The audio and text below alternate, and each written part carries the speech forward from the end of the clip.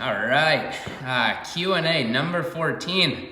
Sorry, this is a little late in reaching you. We had a COVID run-in in the Leary household. So doing much better. Did have a rough 2 days, but doing much better now, / pretty much back to normal.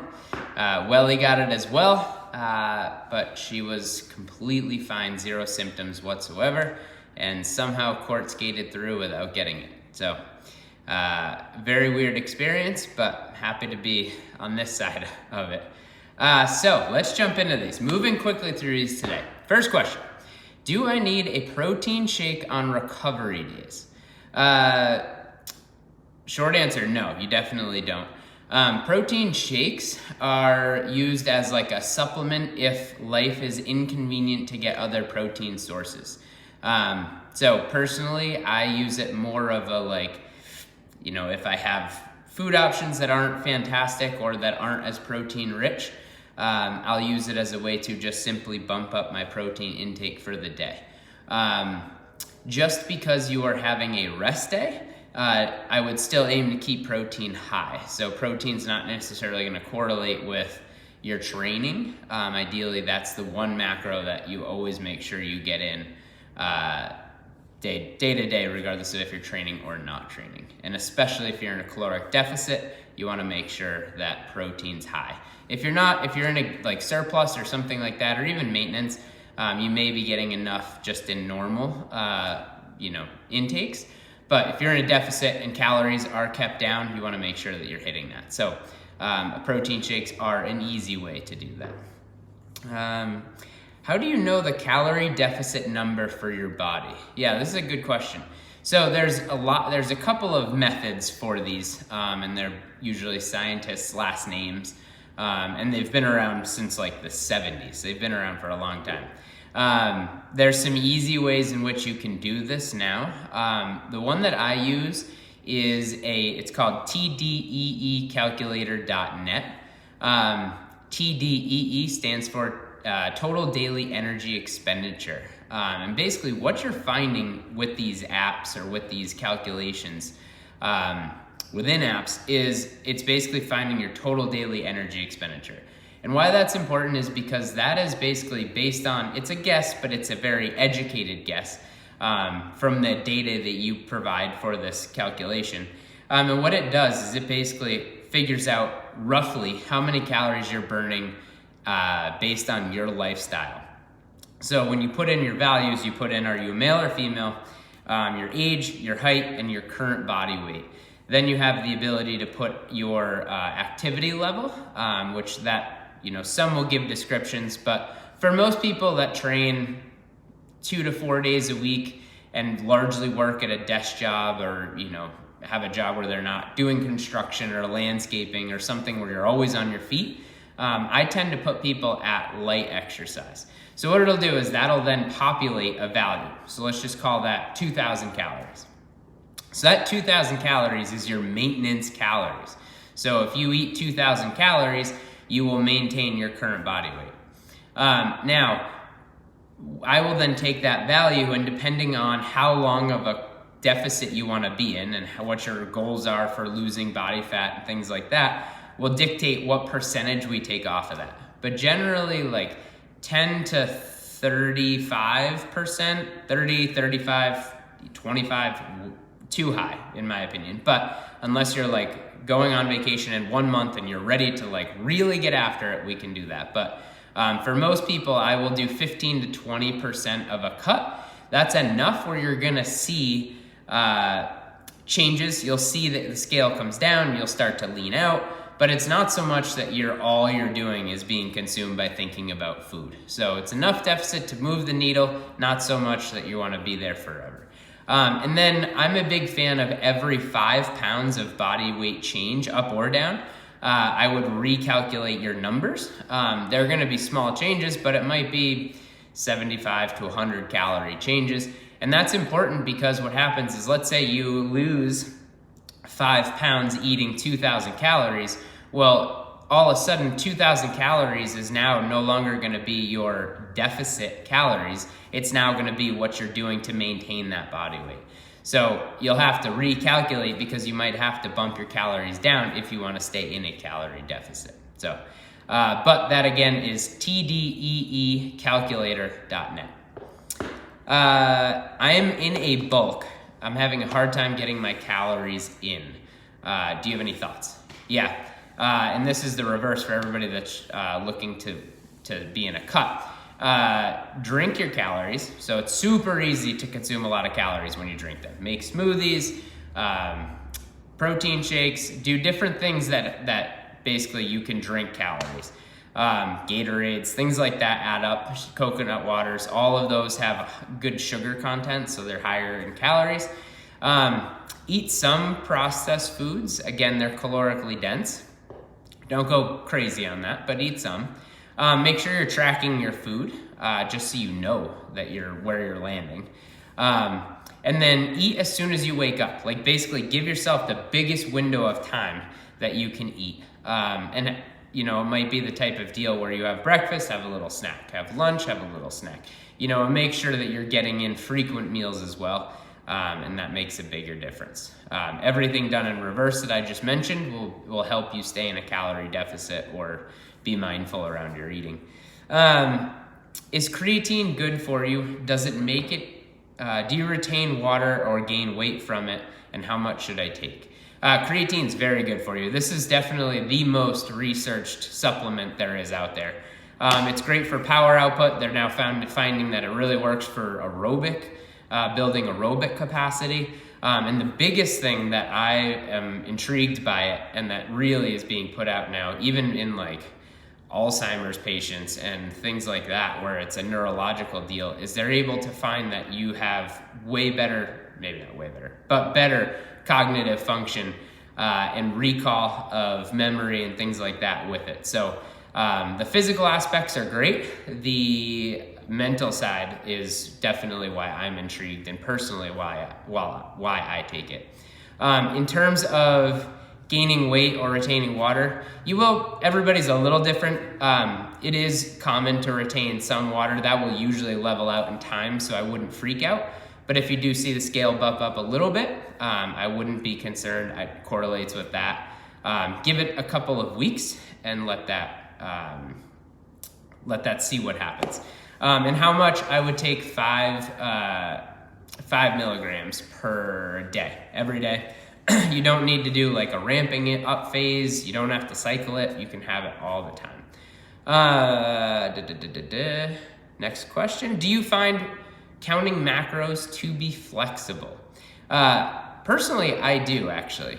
If you're gonna be counting macros, it's the ultimate flexibility because then you get to have, as long as you stay within your ranges of total calories and protein, you're able to have really whatever you want. You can have pizza and beer. You might have limited amounts of calories and stuff left over, and you're gonna be eating protein and vegetables to make sure you get in, you know, what you need the other meals. But it gives you some freedom and some leeway. Personally, I'm somebody that I love to have Greek yogurt. I take frozen blueberries, put it on a frying pan, heat that up every night, and then I put chocolate chips on top. I purposely leave enough carbs left over in my day because I want a lot of chocolate chips. And I absolutely love having that. So it gives a ton of flexibility in my mind because for 2 reasons. One, you're staying within your calories and your protein, so you're moving towards your goals, yet you can still enjoy life. You are tracking, so there is the annoyance, if you will, if you view it that way, of that. But I view it as I get to accomplish my goals and I get to have what I want. That sounds pretty good. Ideal rep range for barbell Rdls. There is no real ideal rep range. It's more, what are your goals? What are you after? Typically reps of like 1 to 6 is gonna be focused on power, strength, power, like literally building strength so you get stronger. Reps like 8 to 15, maybe even a little higher than that, is more built towards hypertrophy, building muscle size. Also, there's like a level of durability on that end that you can play in with that. So I'd say it depends on what your focus is. Also, RDLs can be used as a strength movement in that lower rep range. And then they can also be used for hypertrophy in the higher rep range. So it's just, you get to choose your own adventure with that. Best posterior delt exercise. Posterior delt is the back of your shoulder. So anything that's going this way, so face pulls here or externally rotated face pulls. You can do reverse flies here. Anything that you're really focusing on the back of your shoulder. Wide grip, bent over rows or TRX rows would be great for that as well. Can you gain muscle if you eat in a deficit during the week but a surplus over the weekend? So this is where most people probably land, to be honest. Calories don't know if it's Monday, Tuesday, Wednesday, Thursday, Friday, or Saturday, Sunday. What it really comes down to is the week view, or even the month view, but the week view. So if you're in a deficit, we'll say of 100 calories, Monday through Friday, that's a 500 calorie deficit. But let's say you go 500 calories over both Saturday and Sunday. Well, now you're in a 500 calorie deficit. All of a sudden you're gonna be gaining weight, or it's gonna be easier to build muscle. So I'd say it boils down to where the weekly total is more than just whether it's during the week or the weekend.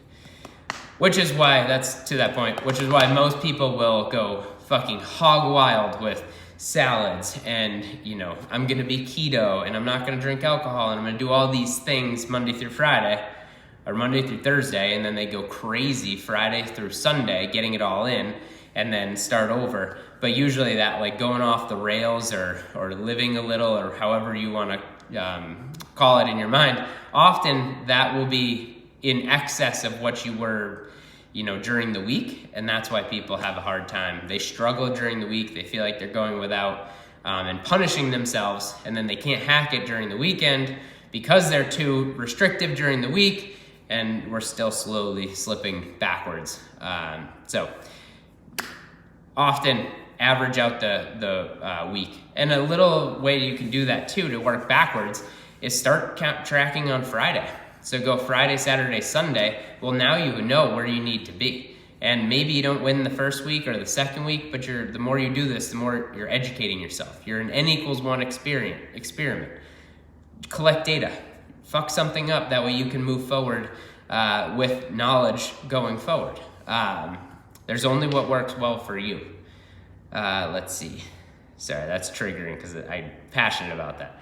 As a beginner, should you do maintenance calories first, then a cut, or good question. So if in viewing this in like a long-term approach with someone who is proven they can be consistent or wants to be consistent and has a lifestyle that's easy to be consistent, ideally you would do tdee.net, calculator.net, figure out your calories, then we would have you live there for a little while. Because again, it is an educated guess. You're gonna be close, within a couple hundred calories at most. So it's one of those things where we can then see where that is. And we can see, like, as you track your food, especially if you've never done this, like, is that hard?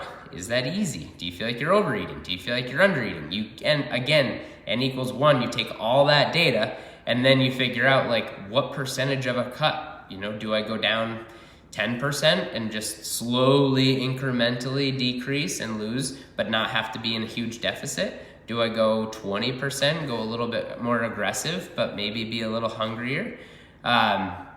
What's overall life stress like? Like, how much can I take outside of this? So all of that plays into it. If you have the ability, hitting a couple of weeks of maintenance is ideal, but for me, usually if I'm gonna jump onto tracking, I'm gonna go right into a deficit because I don't really personally wanna track if I'm not in a deficit, because I essentially wanna see the results from tracking, if that makes sense. And it's often that tracking period that then leads to my intuitive eating because I'm riding off the coattails of the fact that I tracked and now I'm way more educated. Why am I so hungry on rest days? I don't know. Typically people are more hungry on training days because they're expending more energy from training. So it seems a little backwards, but it very well could be boredom. So just see, are you bored or are you just actually hungry? Would you eat an apple when you say that you need to eat? If the answer is yes, great, eat something. If the answer is no, you're probably just bored. Find something to do. I missed 4 weeks because of COVID from training. Where should I start when I get back? Right where you left off. Yeah, life happens, things will happen. In the grand scheme of your life, 4 weeks is nothing. So just get right back on where you were. Give yourself a little grace the first 3 sessions back, and then you'll be right back to where you were, as if nothing happened. Last question. Is it true you need to rest 60 to 90 seconds for hypertrophy work? Again, hypertrophy is building muscle size. Yes, it is. Often like HIIT lately has gotten huge, so people want to just like move super quick. And that has its place. I think for the mental side, that's amazing. I think for the durability side, that's amazing.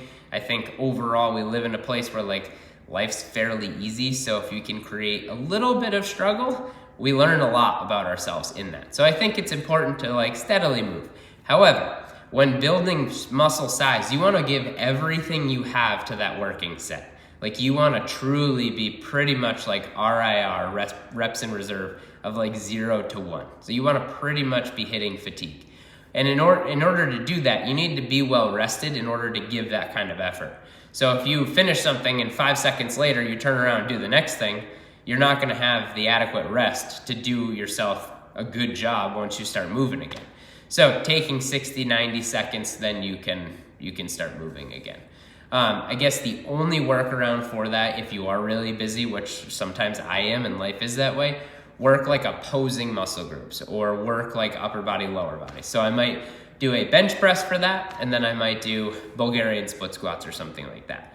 But if I'm just benching or just doing Bulgarian split squats, I'm definitely going to take at least 90 seconds to recover. So I hope that answers the question. With that, this was longer than I thought it was going to be. I just get so passionate about these things. So any questions, keep them coming. I look forward to doing this again next week. I love you guys.